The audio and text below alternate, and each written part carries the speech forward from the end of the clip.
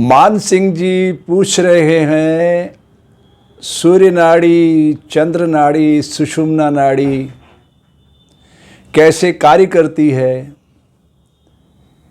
इनके कैसे लाभ मिल सकते हैं और सूर्य नाड़ी को कैसे ज़्यादा चलाया जा सकता है। मान सिंह जी, आपका प्रश्न वैज्ञानिक भी है और आध्यात्मिक भी है।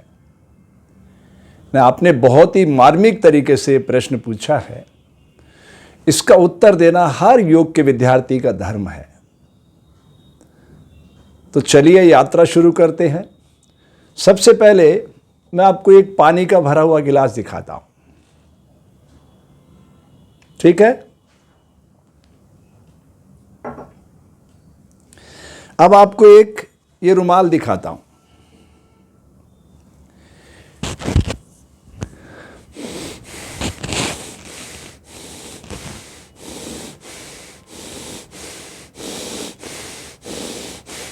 इसमें श्वास छन के आ रही है, जा रही है। जैसे हम मास्क लगाते थे कोविड के समय में, तो उसमें से श्वास जो है छन के आती है और जाती है, ठीक है। अब ये पानी का गिलास है और ये रुमाल है। मैं इसको ढक देता हूं, ठीक है। फिर से देख लीजिए, ये पानी का भरा हुआ गिलास है, दिख रहा है ना। मैं इसको ढक देता हूं। ये कोई मैजिक नहीं दिखा रहा हूं, मैं आपको एक सिंपल चीज दिखाने जा रहा हूं ताकि आप समझ सकें कि नाड़ियां इस शरीर में कैसे उतर के काम करती हैं, ठीक है। अब मैं क्या करता हूं, इसको पूरा मैं टाइट कर देता हूं।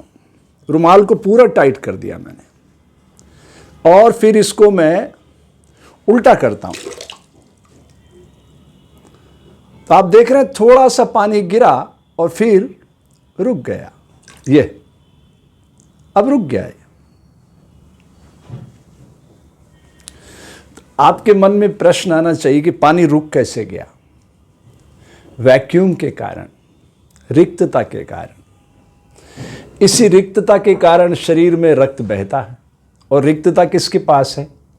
आकाश के पास, ठीक है। बात समझ में आ गई। अब गौर से देखिए,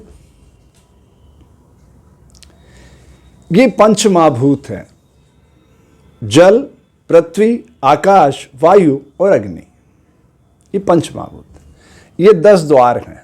मानव शरीर में 10 द्वार हैं, 2, 4, 6, 7, 2 नीचे मल का, मूत्र का, और 10वां द्वार जो बांध के मैंने आपको खड़ा करके दिखाया।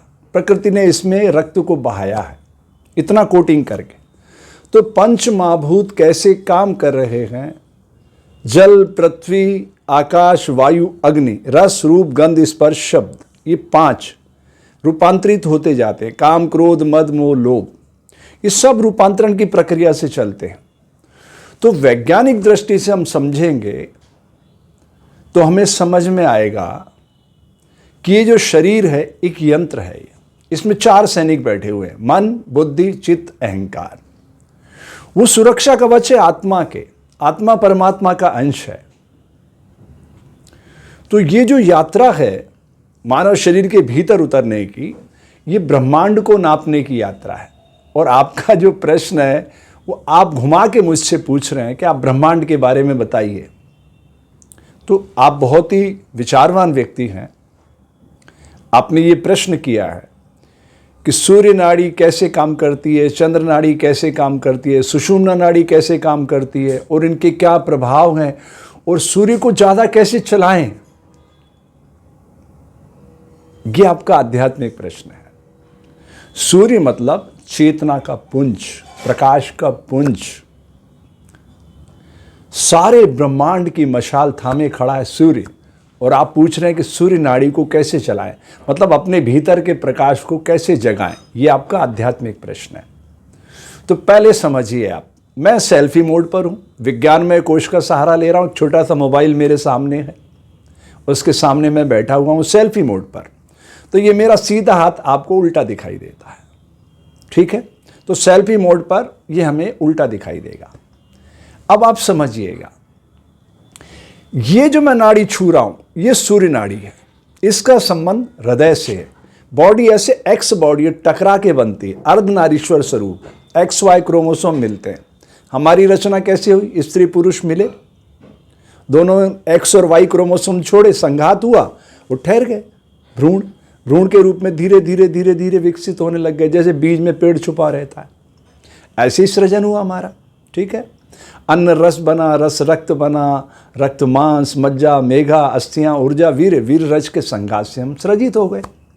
वीर किसके पास है? पुरुष के पास। रज किसके पास है? स्त्री के पास। तो प्रकृति ने जो बनाया है उसका विज्ञान में कोश कैसे आया समाज में, ये ध्यान से देखिए। आप जहां भी रहते हैं, आप देखते हैं कि आपके घरों में आजकल सारी सुविधाएं हैं, तो आपको तीन स्रोत मिलते हैं, 3 स्रोत, 1 2 3। वो 3 स्रोत क्या है? न्यूट्रल, फेस और अर्थ। न्यूट्रल, फेस और अर्थ।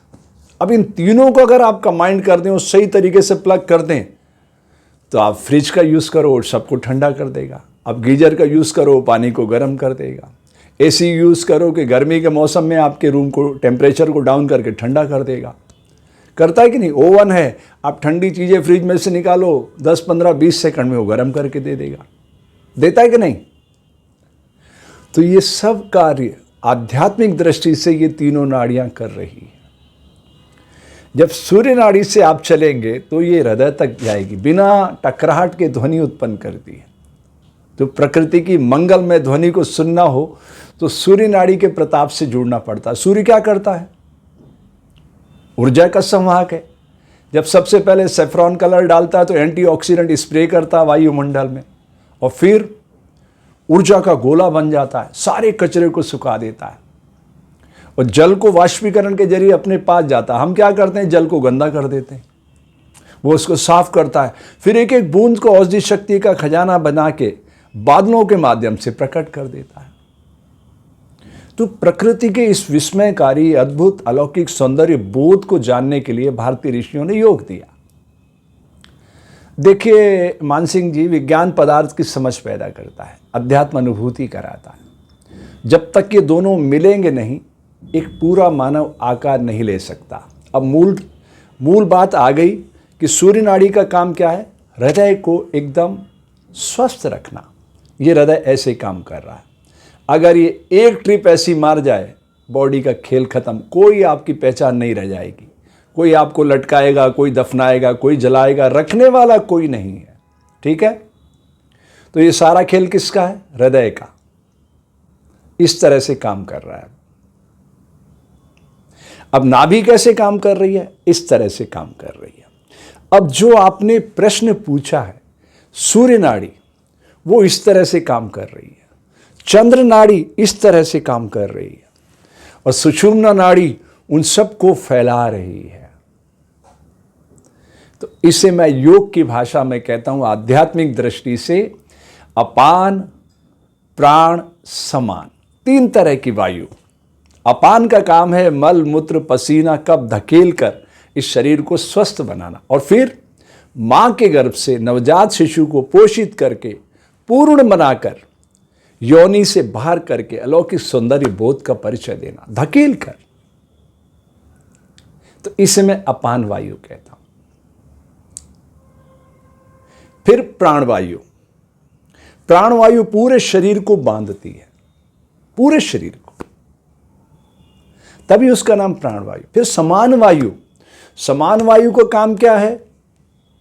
इसको कौन सी गैस बना के देना है, इसको कौन सी गैस बना के देना है, इसको कौन सी गैस बना के देना है, इसको कौन सी गैस बना के देना है कि ये स्वाद बता सके, वाणी का उद्गम कर सके, इसको कैसी गैस बना के देना है कि ये देख सके।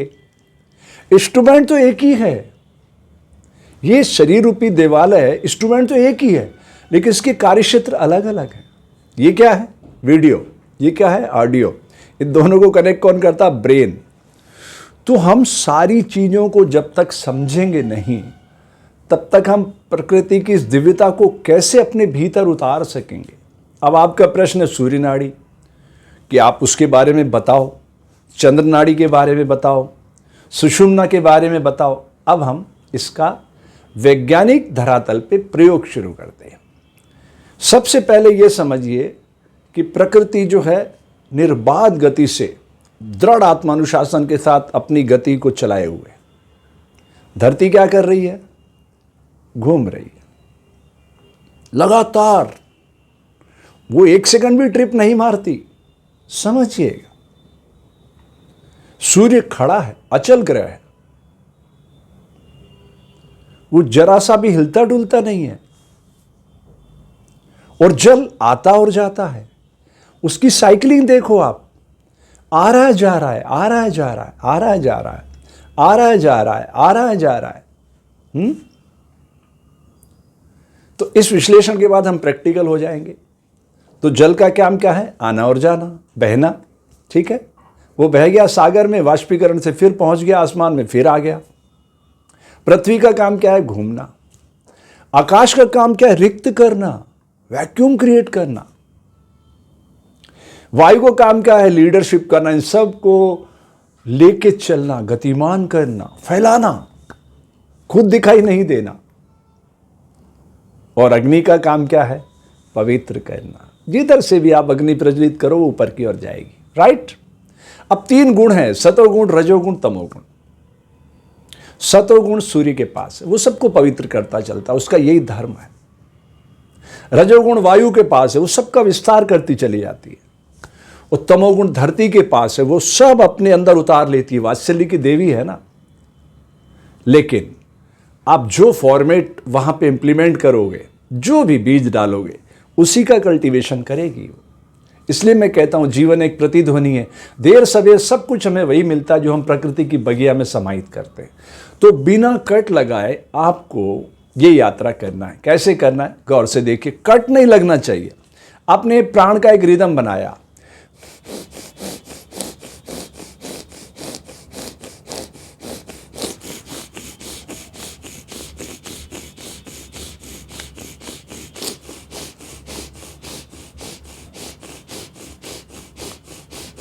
ये मैंने 10-10 बार किया क्योंकि 10 डिजिट बॉडी है। समझ में आ गया ना आपको? अब हम अगले चरण में कितना करेंगे? 11, फिर 12। तो ये कहां तक पहुंचना है? पूर्णांक कहां तक है? 108 तक। पर मैं ये नहीं कह रहा आज ही आप एक साथ लग के 108 कर लें। अभ्यास धीरे धीरे बढ़ाइए। जैसे आप 3 सेट करिए, 10, 11, 12 का।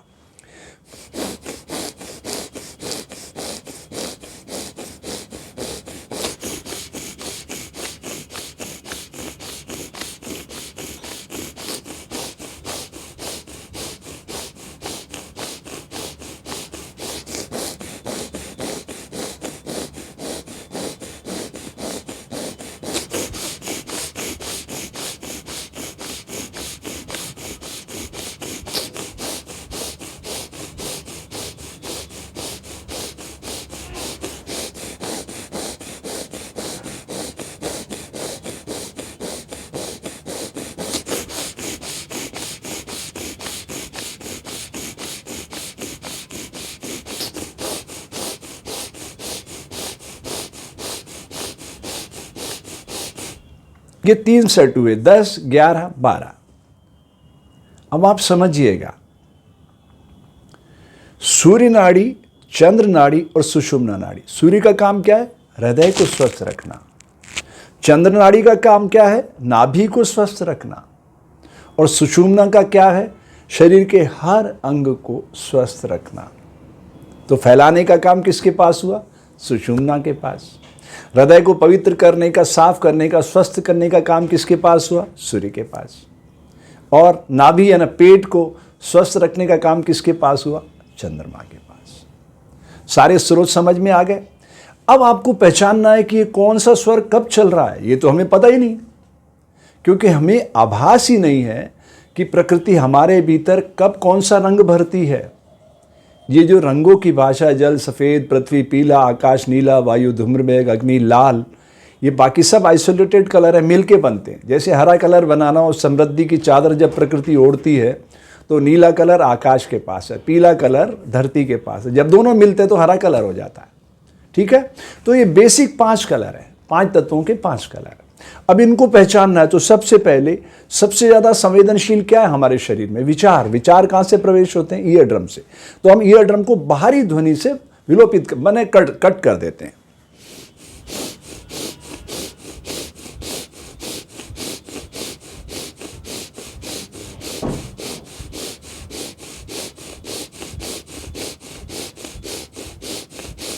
ये मैंने 24 बार किया, क्योंकि 24 घंटे हैं सबके लिए। बिल गेट्स के लिए भी 24 घंटे हैं, मेरे लिए भी 24 घंटे हैं, आपके लिए भी 24 घंटे हैं। बिल गेट्स का नाम कोट किया है मैंने। अपने श्रम से अर्जित धन का 90% भाग दुनिया के गरीब बच्चों की शिक्षा और स्वास्थ्य पे खर्च करता है। यह है आज के युग का असली साधु। इसे मैं साधु कहता हूं।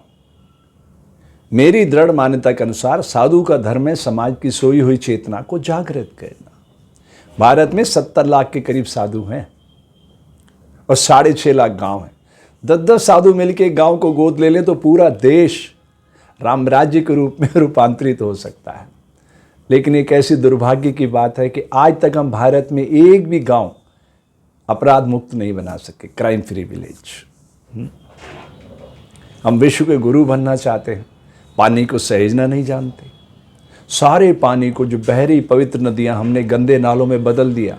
परिणाम क्या हुआ? भारत की धरती पे पंसारी की दुकान से ज़्यादा दवाई का दुकान खुल गया। ऐसा लगता है सारा देश बीमारियों के चक्रव्यूह में फंस चुका है। क्या प्रकृति ने हमें बीमार करने के लिए भेजा है? बिल्कुल नहीं। आप दांत का काम हाथ को देना बंद कर दो, 32 बार चबाओ, आपका शरीर स्वस्थ हो जाएगा। उसी अन्न को 64 बार चबाओ, आपका मन स्वस्थ हो जाएगा। उसी अन्न को 108 बार, आहार को 108 बार चबाओ, हर बाइट को, आपकी आध्यात्मिक शक्तियां स्वयं जागृत होने लग जाएगी। अरे प्रकृति ने अन्न के एक एक दाने को कितना तपाया है, सर्दी गर्मी सब मौसमों की मार से खड़ा किया उसको, उसकी प्रतिरोधक क्षमता बढ़ा के आपकी थाली तक पहुंचाया। तो उसका आदर करना सीखना है। दोनों समय बाउल क्लीन करो, यानी शरीर एक यंत्र है, इसको साफ करना है। इसमें कार्बन आएगा तो प्रॉब्लम आएगी। आपके पास कोई गाड़ी है, कार्बन आ जाता, चलेगी? नहीं चलेगी। ओवर हीटिंग कर रही तो इंजन सीज हो जाएगा। आप समझ रहे हैं ना बात को? तो विज्ञान और अध्यात्म को मिलाना पड़ेगा। तो दोनों समय बाउल को क्लीन करो, पेट साफ रखो, पित्त कंट्रोल रहेगा। गहरी निद्रा लो, कफ कंट्रोल रहेगा। अब निद्रा कब आएगी? जब आप संतोष की परिधि में आओगे, आत्मप्रिय कार्य करोगे। जैसे मैं बच्चों के लिए खुशहालियां बांटने का काम करता हूं, तो गहरी निद्रा लेता हूं। ठीक है, समझ में आ गई? तो तीनों स्रोत को एक साथ चलाना है, यहां से दूसरी बार से चलाना, यहां से। ये हाथ बाहर बंद मत करना, अंदर की तरफ।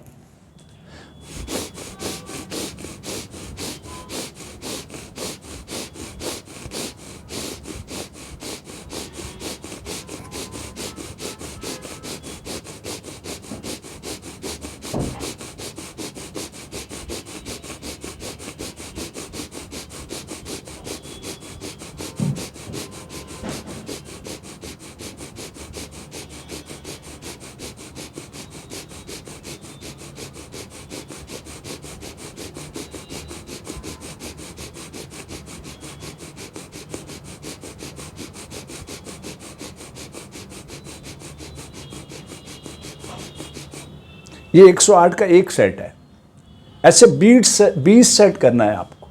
108 गुणित 20 बराबर 2160। प्रकृति हमें 21,600 श्वास दे रही है। 10वां अंश प्रकृति को समर्पित करना है। वैज्ञानिक दृष्टि से शरीर में 10 सुराख हैं बड़े बड़े, ठीक है? तो 10वां अंश उसको समर्पित करना है, तो आपको सारी नाड़ियों का ज्ञान हो जाएगा। पर मैं ये नहीं कह रहा आज ही आप कर लें, अभ्यास धीरे धीरे ही बढ़ाना चाहिए। और ज़्यादा अच्छा हो आप 1 से 108 सेट का ऐसे करें अभ्यास। 108 बार इधर से किया, 108 बार इधर से किया, 108 बार इधर से किया। अब आपका मूल प्रश्न था कि सूर्य नाड़ी को ज़्यादा चलाना है।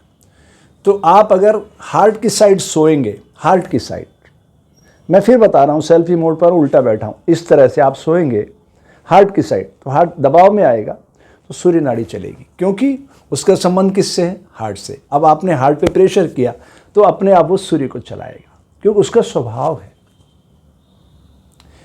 प्रकृति के प्रत्येक कार्य में दृढ़ आत्मानुशासन है। हमें क्या चाहिए क्या नहीं चाहिए ये हमें डिसाइड करना होगा। हमारे ही भीतर इंजीनियर, डॉक्टर, वैज्ञानिक बैठे हैं, वो सारी टेक्नोलॉजी बताएंगे, सारा चिकित्सकीय सारा परामर्श देंगे कि कैसे हमें काम करना है। बस उनसे हमें कनेक्ट होना है। तो अन्नमय, प्राणमय, मनोमय, विज्ञानमय, आनंदमय, ये पंचकोशा शरीर है। अन्नमय जैसा कि उसका नाम है, भोजन कहाँ से आप ग्रहण करते हैं? मुख से। यहाँ तक पूरी स्वतंत्रता है कि नहीं है? प्राणमय यहाँ से आप प्राण लेते हैं, आपकी स्वतंत्रता कट लग जाता, बाधित हो जाती। जो वायुमंडल में वही आपको लेना पड़ेगा। ठीक है। अब उसके बाद है मनोमय। अब मनोमय कोश कहाँ से तैयार होता है? हम एक सामाजिक प्राणी हैं। जहाँ हमारा जन्म हुआ, मान लो मैं हिंदू घर में हुआ तो हिंदू बन गया, मुस्लिम घर में होता मुस्लिम बन जाता। तो प्रकृति की दिव्यता को समझिए। ये मंदिर, मस्जिद, गिरजा, गुरुद्वारे सब मानव सभ्यता के लिए बनाए गए, लड़ाई झगड़े के लिए नहीं। भारतीय ऋषि क्या कहते हैं? सर्वे भवन्तु सुखिनः। जगत के सब जीवों का कल्याण सिर्फ भारतीय ऋषि ही कर सकते हैं, और कोई नहीं करता है। इसलिए मैं कहता हूं धर्म सिर्फ सनातन है, बाकी सब पंथ हैं। मनोमय कोश, ठीक है, विचार से पवित्रता को प्रकट करना। फिर विज्ञानमय कोश, उसका तो आत्मानुशासन उतना दृढ़ है कि अगर आप 9 डिजिट पे मोबाइल घुमाते रहो सारी जिंदगी बैठे रहो, कहीं कनेक्ट नहीं करेगा।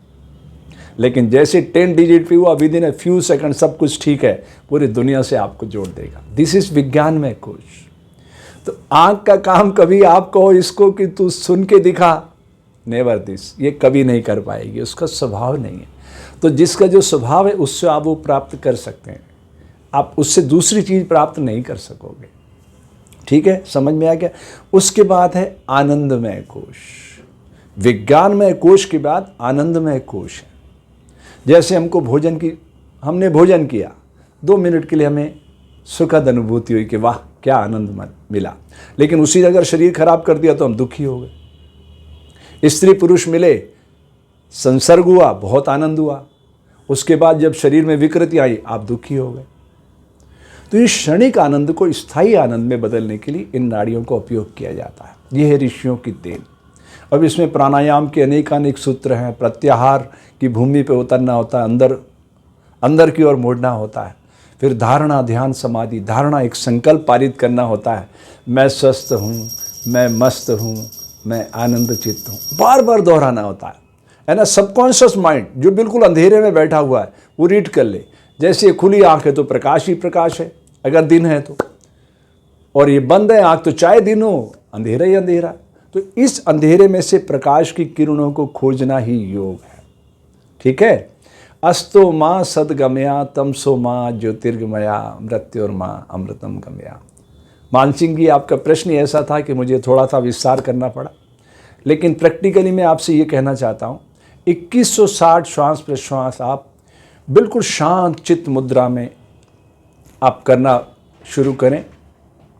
45 दिनों में आपको कहीं बाहर नहीं खोजना पड़ेगा कि कौन सी नाड़ी चलाना, जो चाहोगे वो नाड़ी आप स्वयं बैठे बैठे चला सकोगे। लेकिन शर्त यही है 2160 श्वास प्रश्वास बिना कट के इस तरीके से चलाना है।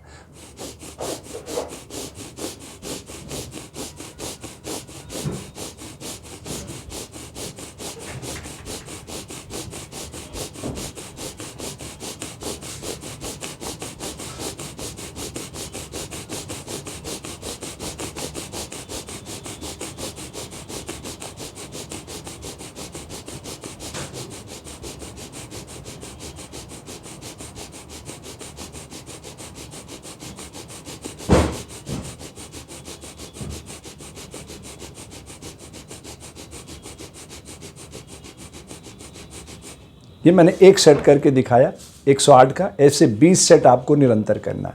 ठीक है। आपके मंगल की कामना करता हूँ।